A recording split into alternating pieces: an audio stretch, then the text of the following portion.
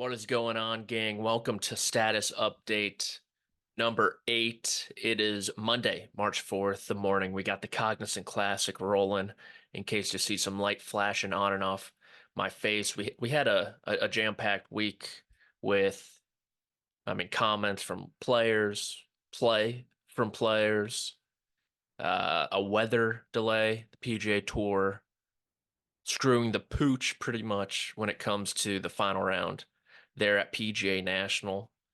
And we got a big week ahead with another LIV Golf tournament, the API, the Arnold Palmer Invitational, one of my favorite events on the PGA Tour.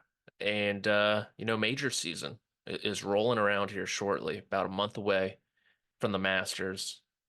Some news we got to attend to, some players we got to attend to. If I am a little distracted, like I said, it's because I got golf on. There's nothing better than Monday morning golf. Like Lucas Glover, Ricky Barnes, Bethpage Black, that Monday finish. Shout out to Ricky Barnes. Wonder what he's up to with the painter's cap. One of the all-time great looks on the PGA Tour. But I think first, we're a little behind the ball with the news. That's what happens when you do a once a week show. And as is typical in the world of golf, if you haven't noticed by now, news drops on Tuesday. Every fucking time. It's always Tuesday. And this time, you know who we're going to talk about. We're going to talk about Talor Gooch. We're going to talk about his comments about the major championships, about Rory McIlroy, etc. So, talking to Golf Digest Australia, or Australian Golf Digest. I don't know why they have two. Gooch said this. I think the majors have kind of shown that they're not getting on board with LIV. Jocko, Joaquin Niemann, went outside of LIV and played some great golf, and they rewarded him for that. So hopefully the day will turn where the majors decide to start rewarding good play on LIV. Hopefully that'll be sooner than later. Innocent, completely innocent. Then he goes on to say, if Rory McIlroy goes and completes his career Grand Slam without some of the best players in the world competing, there's just going to be an asterisk. It's just the reality. I think everybody wins whenever the majors figure out a way to get the best players in the world there. End quote. Gooch got dunked on. Data Golf released tweets, Gooch verified major championships, other accounts listing his major record. And I get that.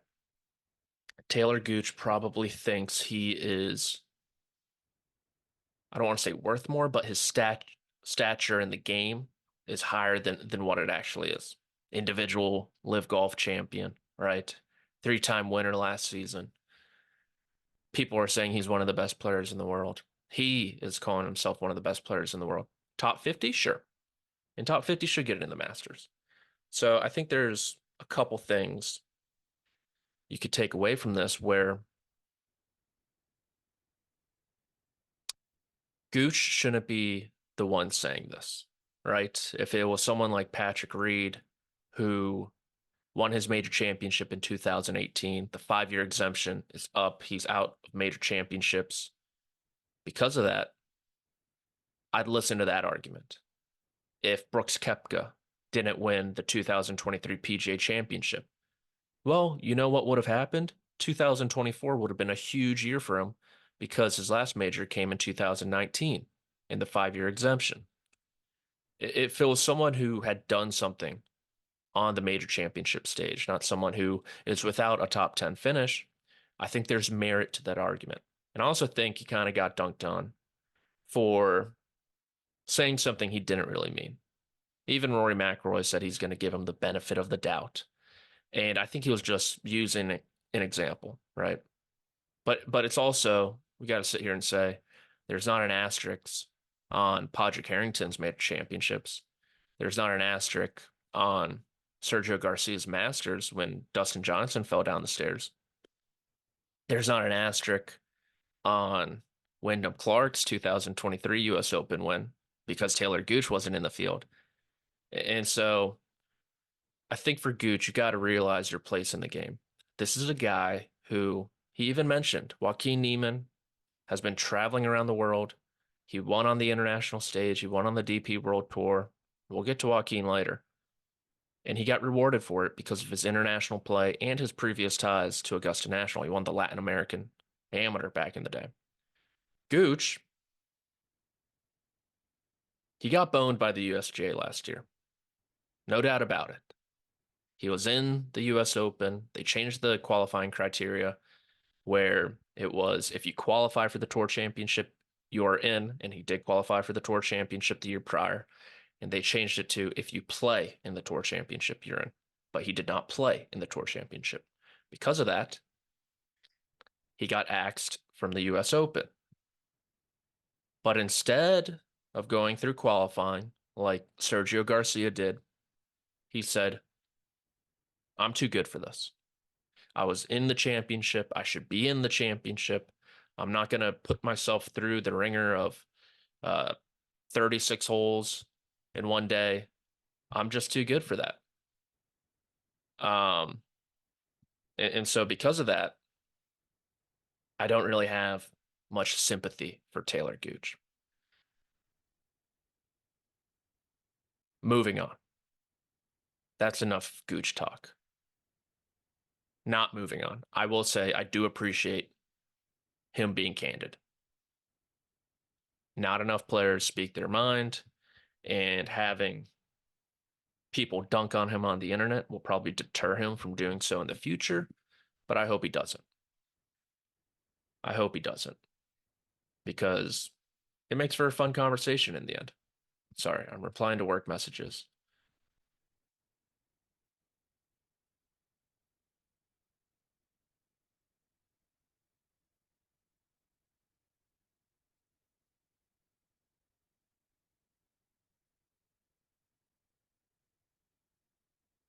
Monday morning, fellas. We are thriving. All right, next on the agenda. It was a big week for the LIV boys, right? Talor Gooch making waves. Anthony Kim returned. He shot rounds of 76, 76, 70, dun dun dun dun dun. I honestly lost track what he shot in the final round, but I don't think it was great. 74. All right. Anthony Kim returned shot rounds of 76, 76, 74. He finished in 53rd place, not 54th. Matthew Wolff withdrew. So still dead last, still 33 strokes behind Joaquin Niemann, still very far from the player we once saw 12 years ago, probably 14 years ago. And because of this, you have people saying he's done. It's a sideshow. It's just LIV Golf trying to make noise, which partially is true. But 76, 12 years away from professional golf. I know the golf course was playing very easy. Par 70, 7,000 yards, not a lot of rough. Wind picked up here and there. But I think you have to look at it in the context of this dude hasn't played in fucking 12 years in the professional stage. It's pretty good. All things considered, pretty good to go 76, 76, 74. Now, the problem with LIV is as he slowly improves his form, which he should, you would think this is the worst it's going to get, the interest level is going to fall off. There's going to be an intersection where he's playing great golf, but you know, no one really cares anymore because great golf for Anthony Kim, his ceiling, it might be a top 10 on LIV Golf. He's not going to play in major championships again. He might not ever win again. What his ceiling is really going to determine this. But as Anthony Kim's form rises, interest might level off. And it goes back to what I said last week and the rollout. If LIV Golf did this correctly, here's what they would have done. Location beside the point. They would have released an exclusive sit down with Anthony Kim, released it in parts throughout the week. People don't care about Anthony Kim's form, so to speak. 38 years old, haven't seen him in a decade plus. You know what they do care about? They care about Anthony Kim's story. They care about the insurance policy. They care about the details behind that. They care about his decade plus away from the game. What really caused that? What was Anthony Kim up to? What were some of the extracurricular activities Anthony Kim got into? Because there were some. Is he back on the straight and narrow? I've been told he's been sober for over a year now. What does that look like for Anthony Kim? There are murmurs out there saying, he came close to knocking it. And there are just tons of rumors. And so what I think is they should have galvanized support because his story is a good one. But instead, they do a half-ass rollout with him just talking. And I know Anthony doesn't want to talk about it now, but it's like, hey, buddy, we're paying you a lot of money. You're not an independent contractor, right? You're part of the league. And I think because of that, they should have rolled out his story first, galvanized support, and then gone from there. Because it would have been much more effective, I think.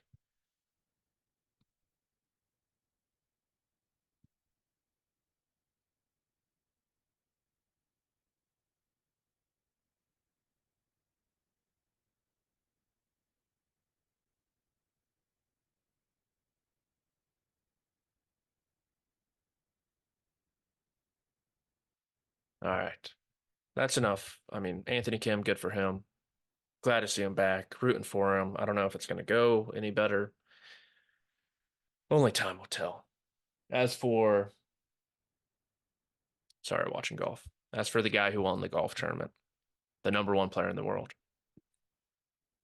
Joaquin the Dream Niemann picks up his third win in his last 7 starts, his second win on LIV Golf in 3 starts this season.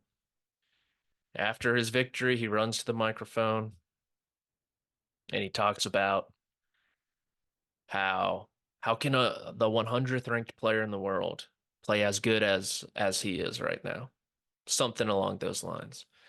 And thing about Joaquin's quote about being, the 100th player in the world when LIV Golf is calling him the best player in the world is he is attacking the official world golf rankings, correct?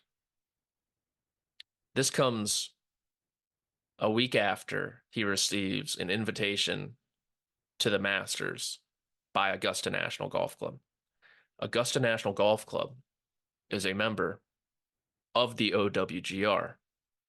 So inadvertently, Joaquin Niemann is more or less telling Augusta National, hey, I appreciate the seats to the game, the hottest ticket in town, the biggest party that golf can buy. Thank you very much. You gave me box seats on the 50 at the Super Bowl. I want to be on the sideline. These seats aren't good enough. Sorry. And I don't think Joaquin Niemann understands. That's what he said. Augusta National has the opportunity to do the funniest thing in the world. I'm just saying. But a week after, he receives an invitation from Augusta National to play in the Masters. He goes out there and criticizes tongue in cheek the OWGR, which Augusta National is on the board of. And the thing about Joaquin, I'm a huge Joaquin Niemann fan. The bitching and moaning needs to stop. I'm sorry. I cannot be sympathetic to a 25-year-old millionaire who, if he should be bitching and moaning at anyone, it is Greg Norman, because you heard Carlos Ortiz say on the Golf Subpar podcast, hey, when we came into this, we were promised OWGR points by Greg. We thought we were getting them. And now they're just running a smear campaign on the OWGR. Could it be better? Sure. There are 1,000 rankings out there, right? FedEx Cup points, Matthew Pavan's the number one player in the world. What have you done for me lately? Jake Knapp, number one player in the world. Joaquin Niemann, also number one player in the world. OWGR, Scotty Scheffler. He probably is the best player in the world, right? But the live, woe is me. That's what the money's for. Stop complaining about OWGR points. You knew, or you should have done your due diligence on it, that this was a risk when it came to going to LIV Golf. So, win your $4 million, shut up and play golf. Oh, I sound like one of the shut up and dribble. Shut up and dribble. I'm getting old. It was my birthday last week. And I've been thinking about LIV Golf's dilemma when it comes to OWGR points. Because I've been thinking this whole time, what if LIV just rolled out a league at the very beginning that was already OWGR compliant?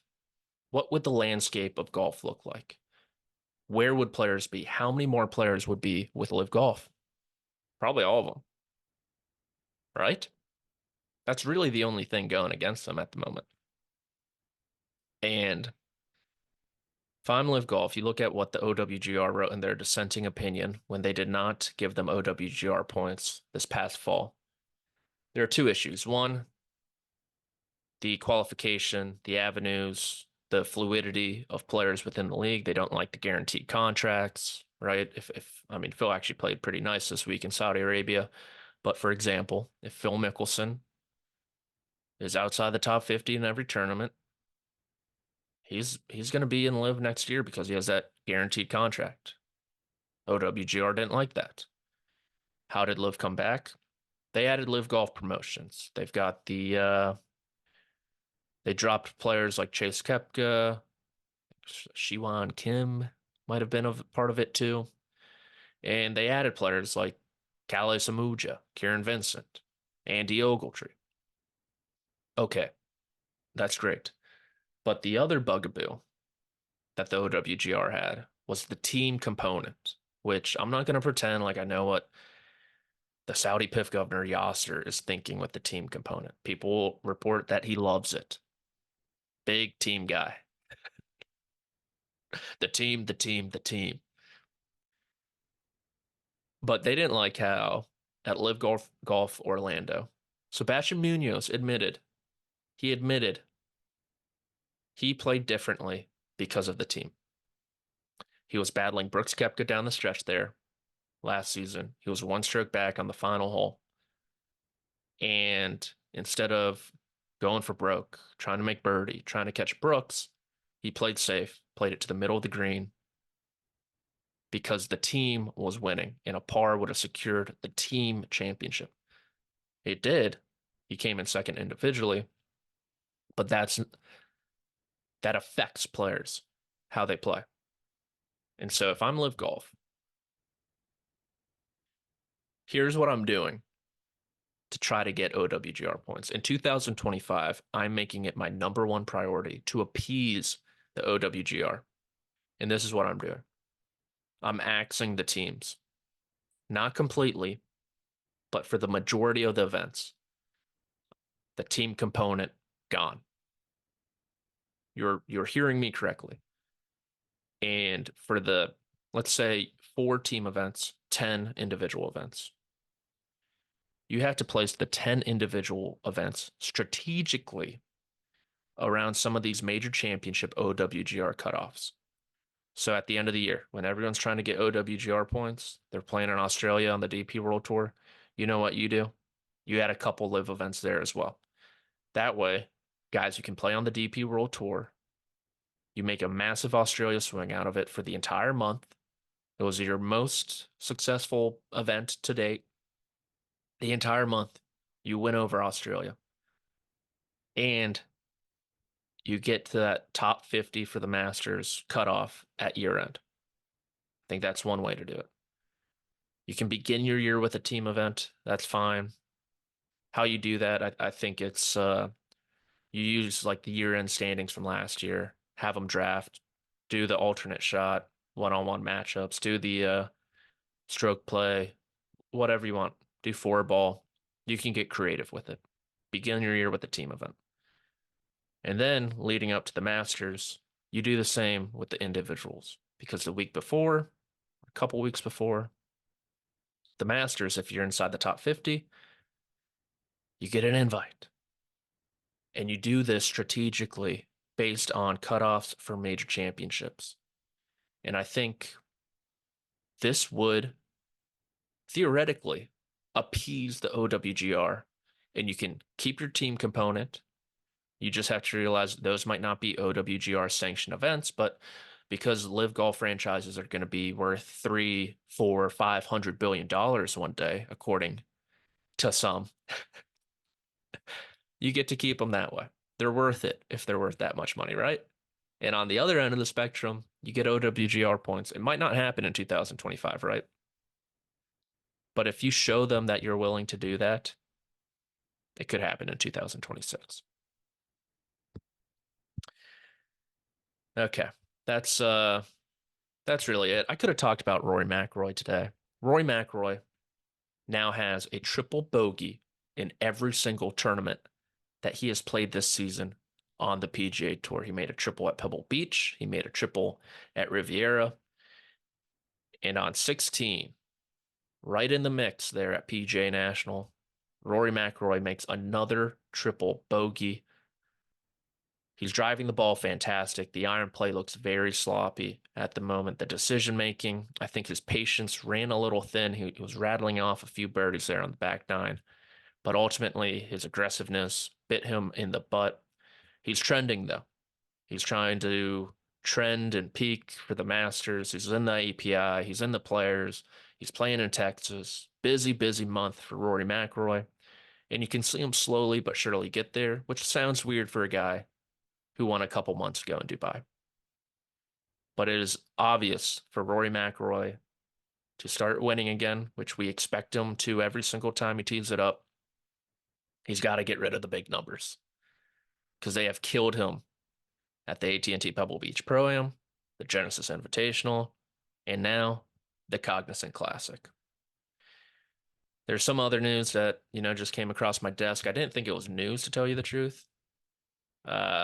But allegedly, per the Deal Book Summit, Deal Book, we already knew LeBron was in it, but there are new players investing in the PGA Tour. Names coming out. LeBron James, Drake, Maverick Carter, Chris Pratt, Rich Paul. All of these guys are now investors in the PGA Tour enterprises. LeBron obviously has ties to Fenway Sports Group, who owns Liverpool, the Penguins, and of course, the Boston Red Sox. And so more and more wealthy individuals are getting a piece of the pie and a piece of what the PGA Tour could possibly look like in the future. So, begs the question, are we going to be seeing LeBron, Rich Paul, Maverick Carter, Chris Pratt, and some of these pro-ams moving forward? Who knows? It's just some interesting news. La China, right? PGA Tour China. It's coming back. La China James.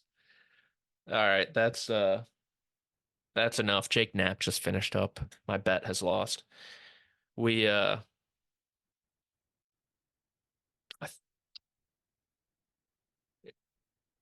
it was there was a lot going on this week. A